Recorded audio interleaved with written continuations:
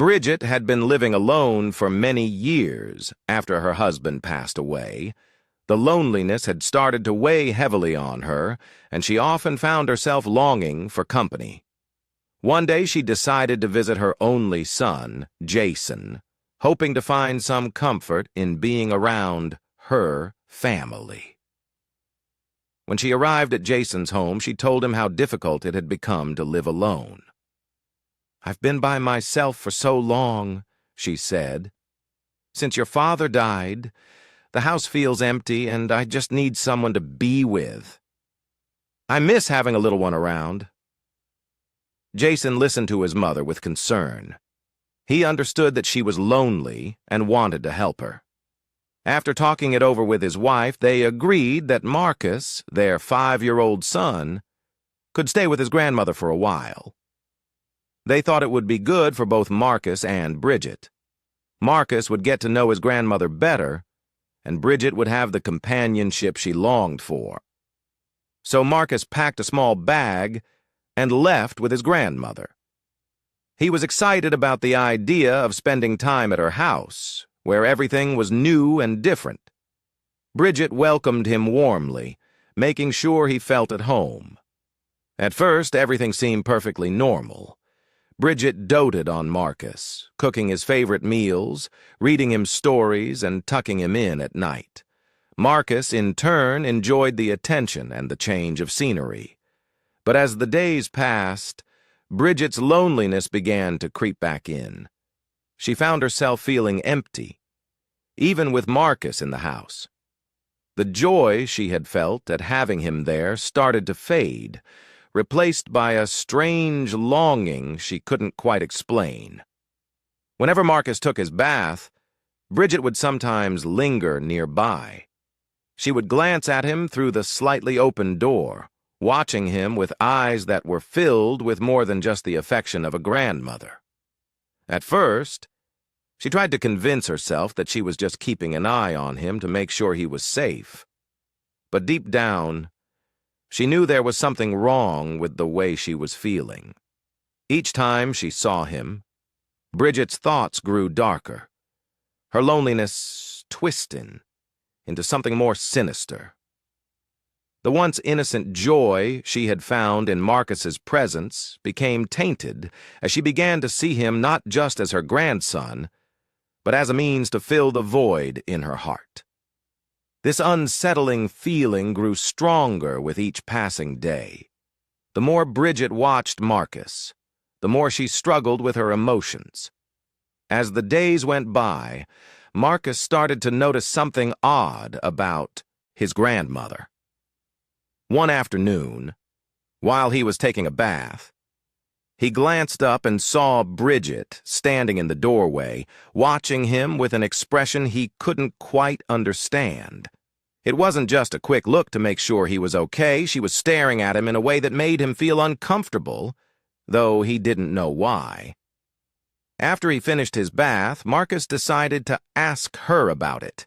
He was a curious boy and didn't like feeling confused, so in his simple, innocent way, he asked his grandmother why she was always looking at him so strangely. Bridget paused for a moment, as if searching for the right words. Then she told him that she loved him very much, more than he could imagine. She said that she wanted him to stay with her forever, that his presence made her happier than she had been in years. Hearing this, Marcus felt a warmth in his heart. He loved his grandmother too, and the idea of making her happy made him smile.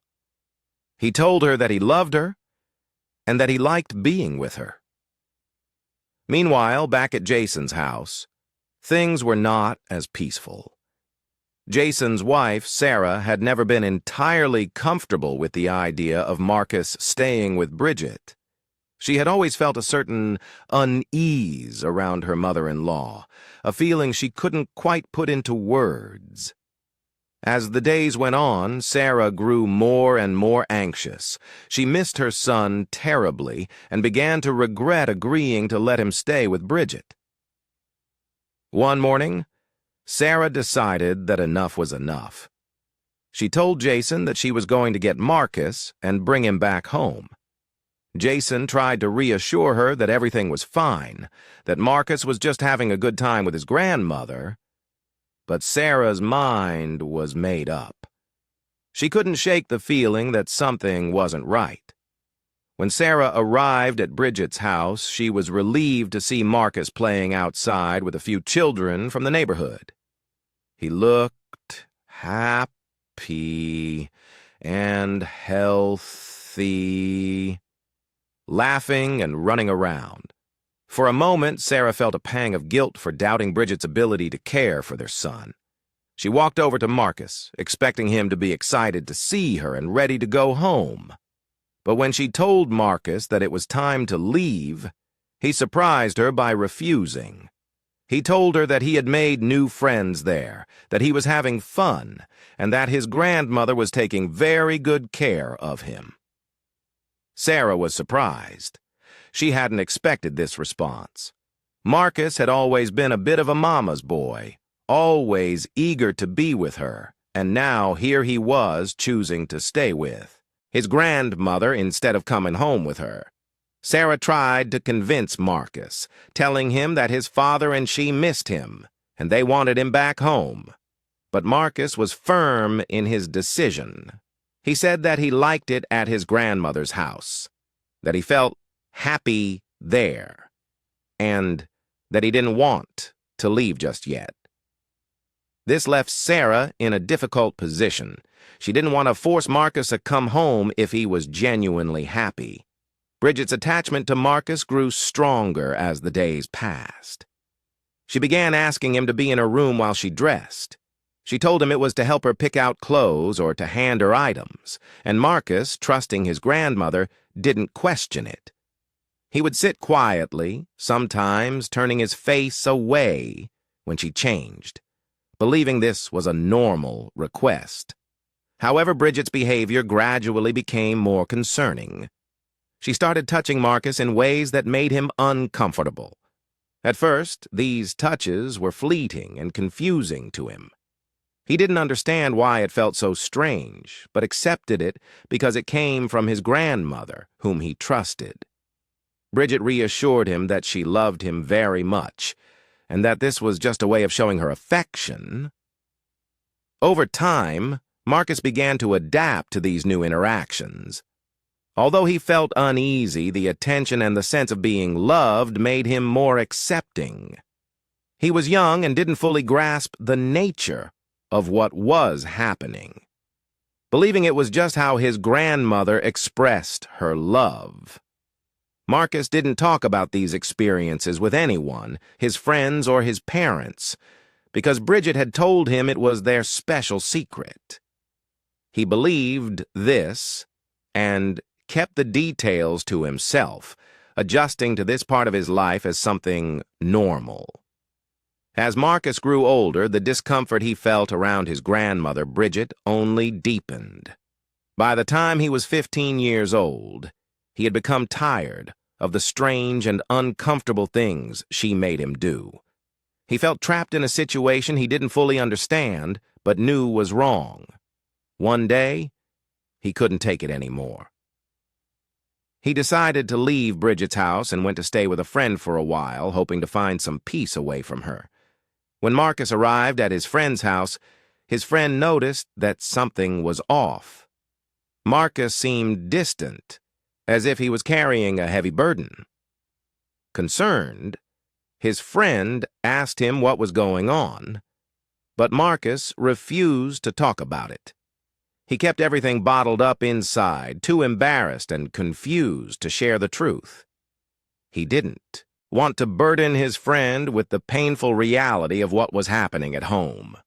While he stayed at his friend's house, Marcus's mother called him. She had heard that he had left Bridget's house and was worried. She asked him why he had left so suddenly, and Marcus struggled to find the right words. He didn't want to tell her the real reason, so he simply said that he wanted to spend some time with his friend. His mother, sensing that something wasn't quite right, told him that he should come home, that she missed him, and wanted him back. But Marcus couldn't bring himself to return. He told his mother that he was okay, that he just needed some time away. He didn't explain further, and his mother, though still concerned, didn't push him. She trusted that he would come back when he was ready. After a few days, Bridget reached out to Marcus. She sounded different, softer, and full of regret. She told Marcus that she was sorry for everything that had happened, that she realized she had made mistakes.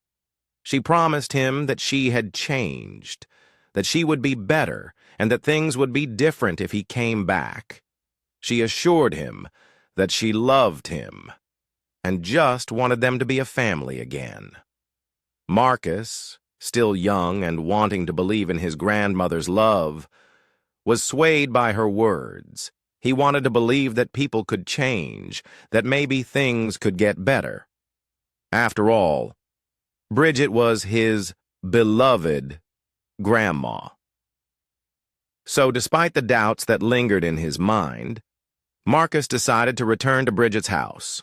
When he walked through the door, Bridget greeted him with open arms. She seemed genuinely happy to have him back.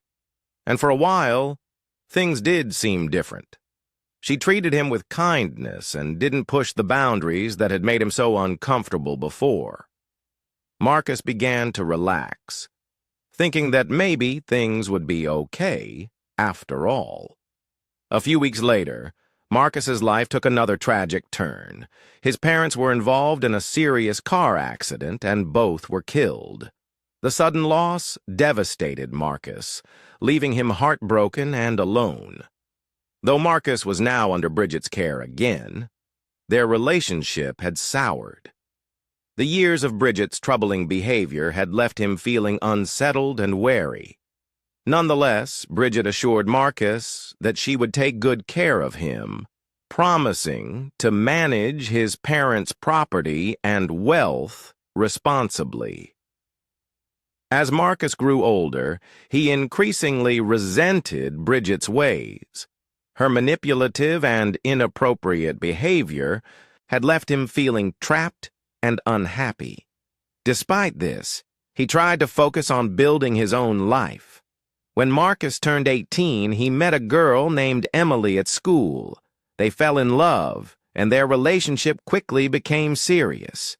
Excited about his future with Emily, Marcus decided it was time for her to meet Bridget. He hoped that introducing Emily to his grandmother would improve the situation and bring some positive change into his life. However, when Emily arrived at Bridget's home, Bridget's reaction was far from welcoming. Bridget looked at Emily with a critical eye and expressed her disapproval openly. She accused Emily of being a gold digger and implied that she was only interested in Marcus because of the wealth his parents had left behind. Marcus was shocked by Bridget's harsh words. He defended Emily, insisting that she loved him for who he was, not for his family's money. The tension between Bridget and Emily was palpable. Emily left the house feeling hurt and uncomfortable, and Marcus was troubled by the rift that had formed. Despite his grandmother's disapproval, Marcus remained committed to his relationship with Emily. He couldn't understand why Bridget would be so negative and critical, and it only fueled his determination to protect his relationship. As time went on, Marcus continued to face the challenges of living with Bridget while trying to build a future with Emily. The friction between his grandmother and his girlfriend created an emotional strain. As Marcus continued living with his grandmother, Bridget, the tension in the house grew unbearable.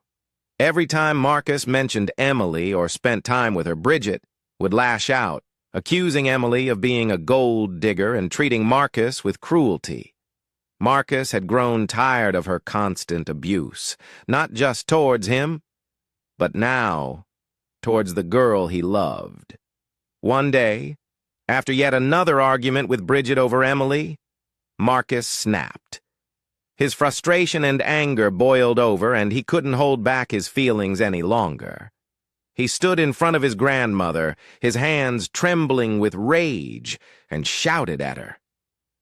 He called her a useless mother, someone who was so shameless for what she had done to him all these years.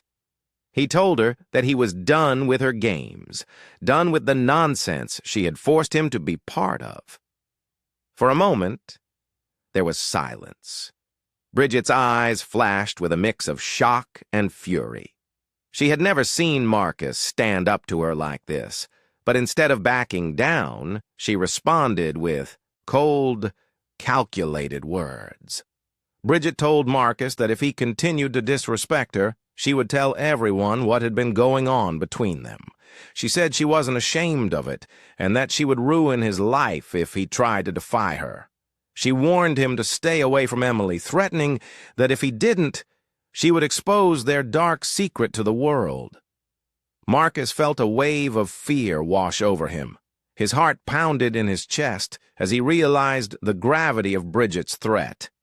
He had spent years trying to keep what had happened between them hidden, and the thought of it becoming public terrified him. He didn't know how he could face the world, his friends, or Emily if they found out the truth. The fear of shame and the possible consequences paralyzed him.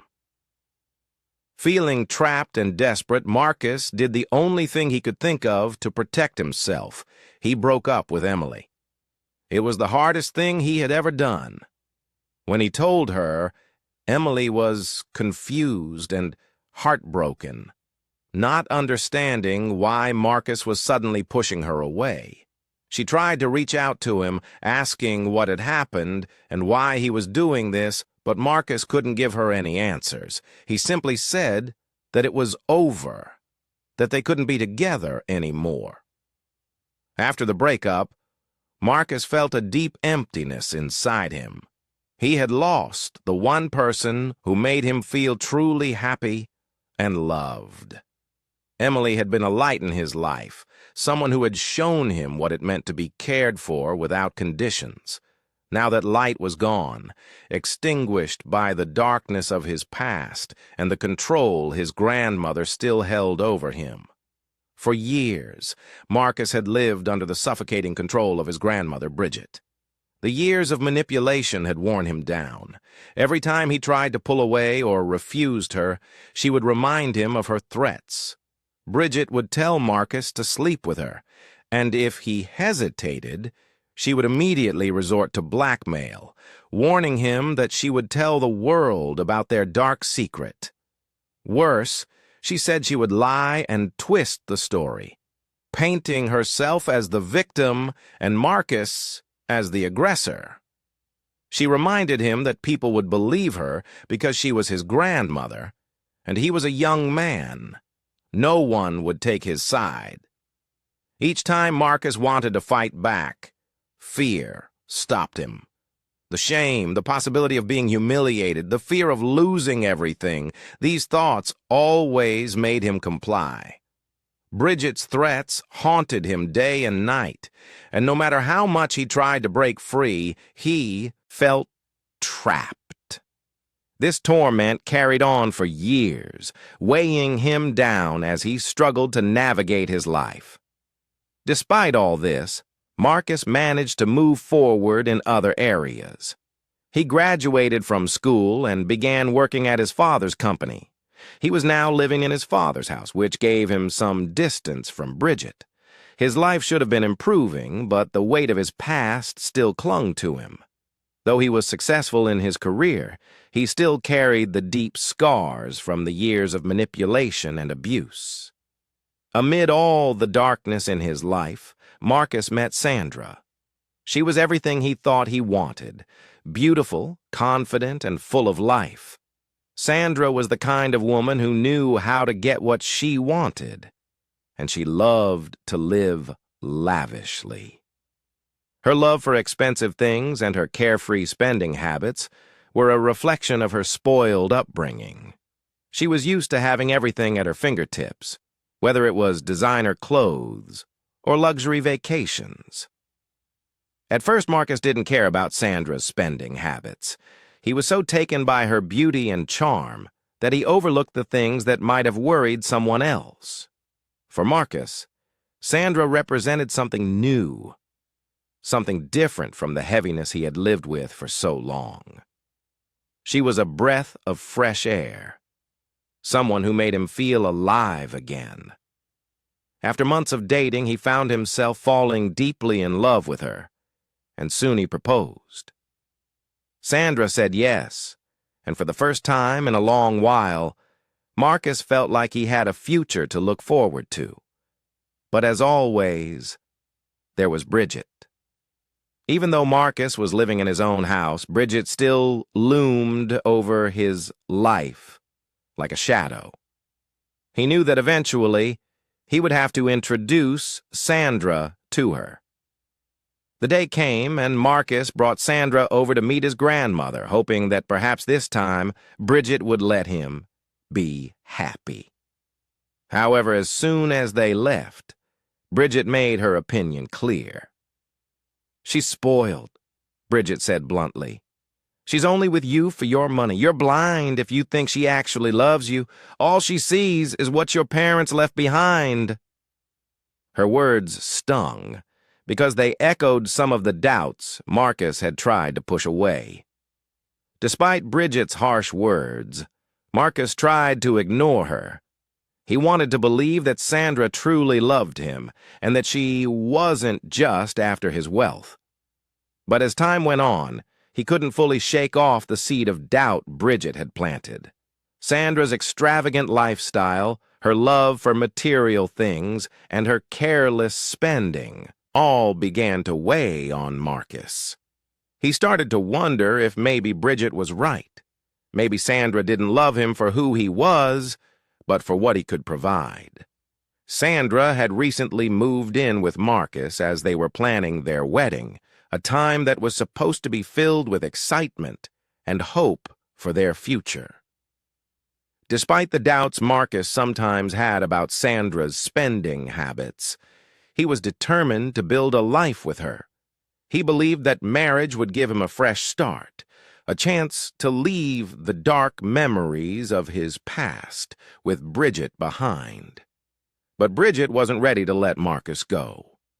One afternoon, when Sandra was out, Bridget came by unannounced. Marcus felt uneasy the moment he saw her walk into the house. He had been trying to keep his distance from her ever since he started his new life with Sandra, but Bridget had a way of showing up when she wasn't wanted. Bridget's eyes scanned the room before she turned to Marcus with a familiar look, the one he had grown to dread. Without hesitation, she told Marcus to come with her to the bedroom. She demanded that he sleep with her, saying that it would be the last time. "You're getting married soon," she reminded him. "After this, things will be different. But this will be the last time." Marcus was horrified. He had thought that maybe, just maybe, Bridget would finally leave him alone now that he was getting married.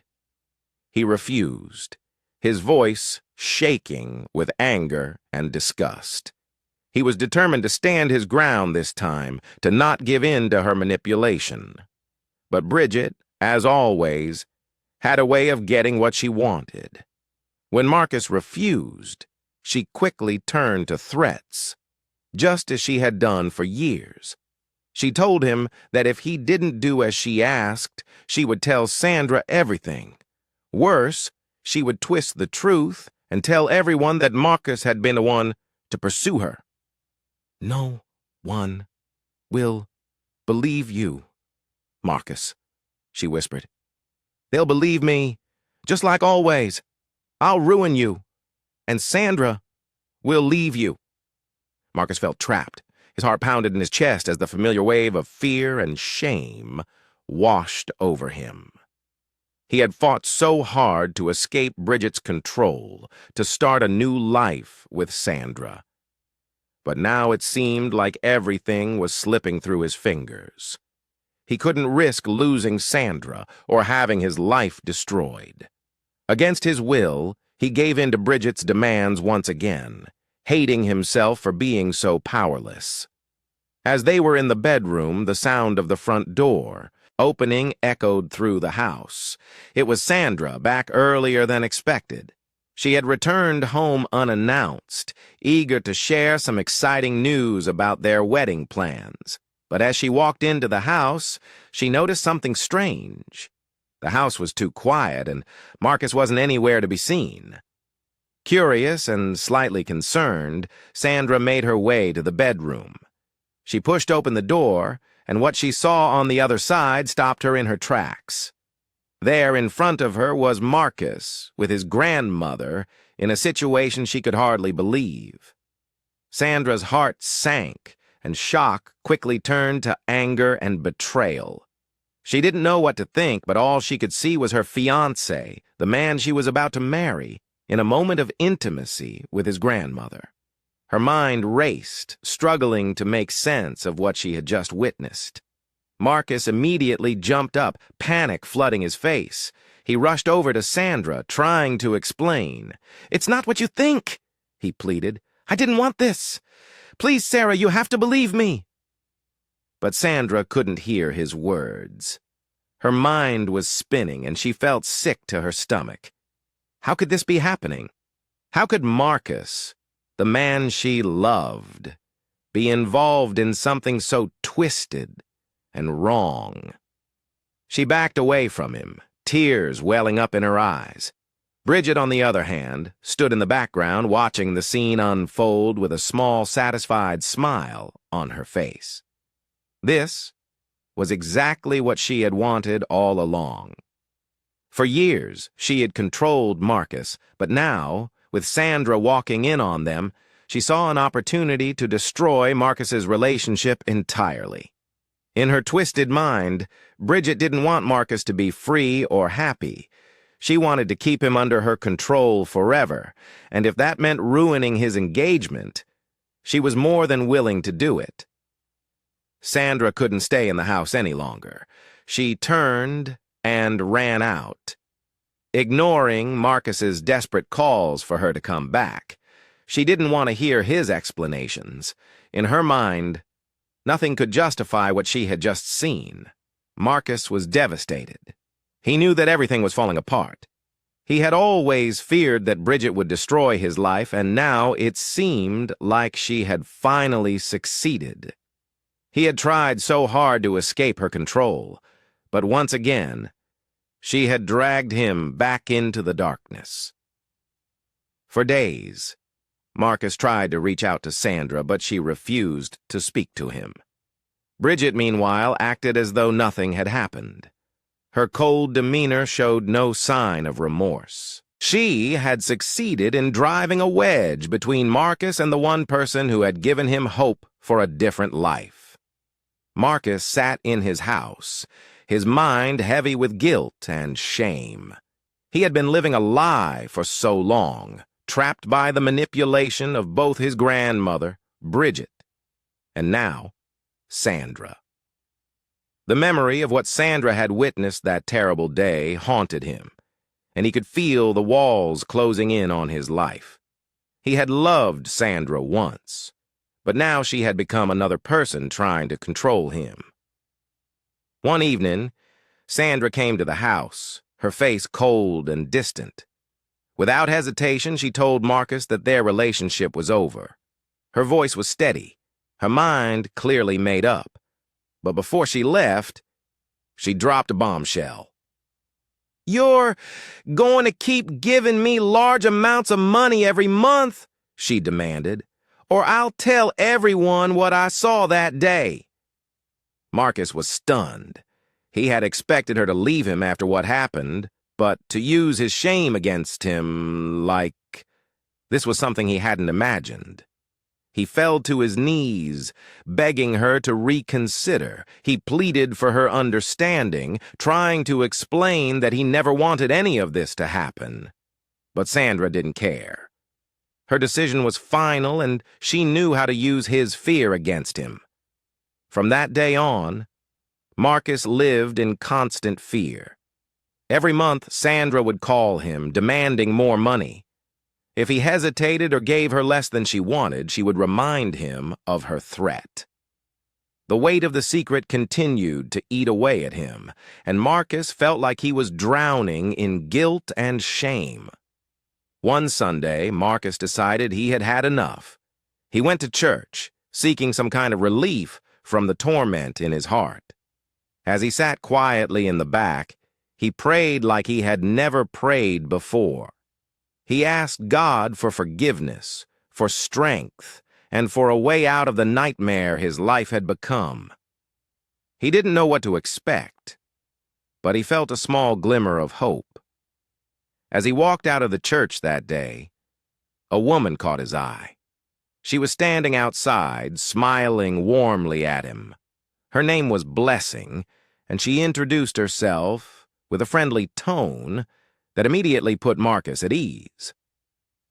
They got to talking, and Marcus found himself drawn to her.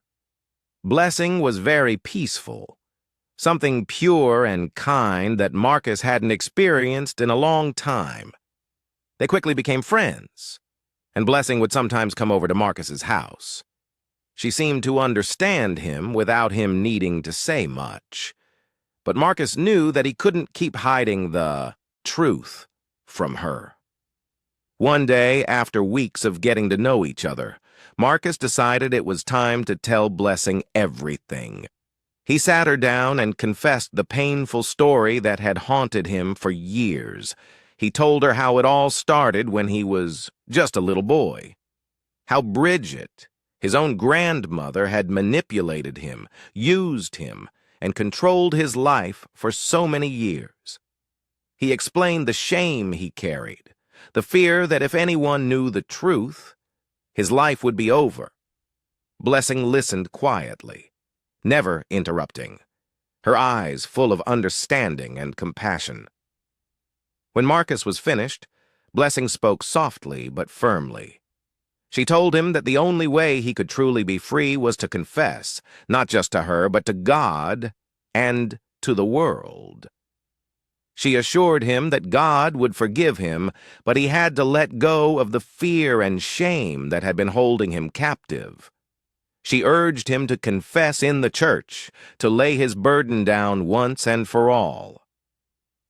It took Marcus some time to gather the courage, but the following Sunday he stood up in church, his heart pounding in his chest. With Blessing by his side, he walked to the front and faced the congregation. He took a deep breath and began to speak, his voice shaky at first, but gaining strength as he went on.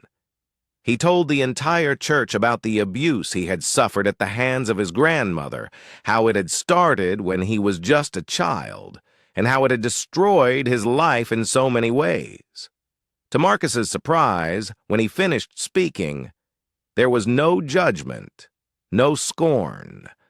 Instead, the entire congregation began to applaud. People stood up and clapped, not because of what he had gone through, but because he had found the strength to come forward and tell the truth. They applauded his bravery, his willingness to confront his past, and his desire to heal. The news of Marcus's confession spread quickly. It went viral on social media, and soon people everywhere were talking about it. Many condemned Bridget for what she had done to her grandson, calling her actions wicked and unforgivable. The story brought attention to the issue of abuse, and people who had suffered in silence began to speak out, inspired by Marcus's courage. Marcus, for the first time in years, felt a sense of freedom. The weight that had pressed down on him for so long was lifted. He knew he still had a long way to go in his healing, but now he wasn't alone. He had Blessing by his side, the support of his church, and the knowledge that he had finally taken control of his own life. The fear that had once gripped him was gone, replaced by a newfound sense of hope. As for Bridget, the public outrage against her grew. She was shunned by the community, and people turned their backs on her. The truth had finally come to light, and Marcus was no longer her victim. One day, Bridget decided to go to the roadside fruit cellar, hoping to escape the suffocating loneliness that had surrounded her ever since the truth about her actions came out. She had become an outcast in the community. People whispered whenever she walked by, pointing fingers, condemning her for what she had done to Marcus. The weight of guilt and shame was heavy, but Bridget was too proud to admit it, too stubborn to apologize or ask for forgiveness. As she approached the fruit stand, she noticed a group of boys playing nearby. At first, she ignored them, but soon she saw them start to whisper among themselves. Their whispers turned to laughter, and then one of them pointed directly at her. Panic began to rise in her chest, a feeling she had been experiencing more and more lately whenever she went out. It seemed that, no matter where she went, people either stared at her in disgust or talked behind her back. Suddenly, the boys started running toward her, shouting and laughing as if mocking her. Bridget's heart pounded in her chest. She had seen this before, people harassing her, making her feel like she didn't belong. She was consumed with fear. She didn't want to face them. The shame of what she had done to her grandson, now known to everyone, weighed heavily on her. She turned and began to run, desperate to escape their laughter, desperate to run from her own guilt. In her panic, she didn't notice that she was running toward a busy road. Her vision blurred, and the only thing on her mind was getting away from the boys, from the shame, from everything. As she reached the edge of the road, a loud honk pierced the air. She barely had time to turn her head before a speeding car came barreling toward her. The driver couldn't stop in time. In an instant, Bridget was struck, her body thrown into the air, and she landed with a thud on the pavement. She died instantly. The boys who had been running toward her stopped in their tracks, horrified at what they had just witnessed. People gathered around, but no one seemed surprised. It was as though the whole community had seen her tragic end coming. Bridget had lived a life of manipulation and cruelty, and now, in a moment of panic and fear, her life had come to a sudden, violent end. Meanwhile, Marcus was finally free from the weight of his past. A few months after Bridget's death, he married Blessing. The ceremony was simple, but filled with love and joy. Blessing had been a source of light in Marcus's darkest times, and now she was his partner, the person who helped him see a future beyond the pain he had endured for so long. Standing at the altar, Marcus felt a sense of peace he had never known. He was no longer the broken boy who had been trapped in his grandmother's wicked web. He was a man ready to start a new chapter with someone who truly loved and cared for him. As for Sandra, she had tried to cling to Marcus, hoping she could still manipulate him as she had done before. But Marcus was no longer the man she could control. When she realized that Marcus had told the world his story and had nothing more to hide, her grip on him slipped away. Sandra had no choice but to stop her blackmailing, knowing that Marcus no longer feared her threats. She attempted to reach out to Marcus, trying to apologize, even hinting that they could start over. But it was far too late. Marcus had moved on, both emotionally and physically.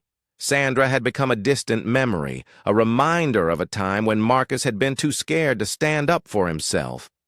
Now, with Blessing by his side, Marcus was stronger, more confident, and ready to live the life he deserved. He worked hard at his father's company, and every day he thanked God for the new life he had been given. He had learned that healing was possible, even after years of pain, and that love could truly save him from the darkest of places. Marcus often reflected on how far he had come. The journey had been difficult, filled with heartbreak, shame, and fear. But through it all, he had found strength in his faith, in blessing, and in himself. The past no longer held power over him.